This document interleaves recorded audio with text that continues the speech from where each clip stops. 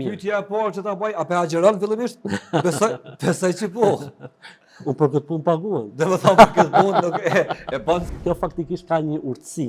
Po. Zoti nuk e ka lënë në një stinë fikse, po bën që rrotullohet në gjitha stinët, sepse tek Zoti nuk ka popull të zgjedhur, nuk ka racë të zgjedhur. Arab, afrikan, domethënë gjithë bota e shijon në të gjitha stinët e vitit, pra e ndjen edhe si më thon, gjithë jemi njësoj para Zotit, kush garon dhecet më përpara bravo. Që i bjen kjo nuk mund me kon më musliman të mirë, për shembull arabët ose turqit ose amerikanët ose sana, domethënë absolutisht. Ai vishte njësoj si profeti alayhis salam.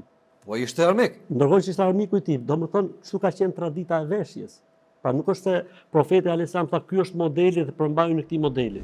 Kështu që jemi të gjithë njësoj para Zotit dhe të mbajmë traditat tona përderisa jemi shqiptar. Me vesh në Arabi për shembull tirçit tonë që i kemi ata janë të kollin, ata të kollin me vesh tash shkurt, mars, le më me vesh atje ku temperatura është. Agjërimi i vërtet është mburoj e njeriu, e mbron njeriu nga çdo gjë që është e fëlliqur dhe e shëmtuar dhe e unët. Sepse tash një pyetje pse na krijoi neve. Zoti na krijoi sepse është vullneti dhe dëshira e tij që toka të ishte e banuar me njerëz.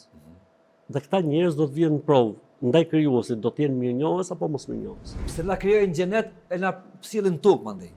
Profeti Isa alayhis salam, o Zot tha, ti e di se çfarë kam unë brenda meje, po unë nuk mund ta di se çfarë ke ti brenda teje. Kështu që Zoti më ka dashur që jeta zhvillohet në këtë mënyrë dhe në këtë formë dhe që të dalin në pa urtësia disa nga emrat e Zotit që po mos krijohej njeriu nuk do të shfaqeshin. Ne themi që Zoti ka atribute. Po.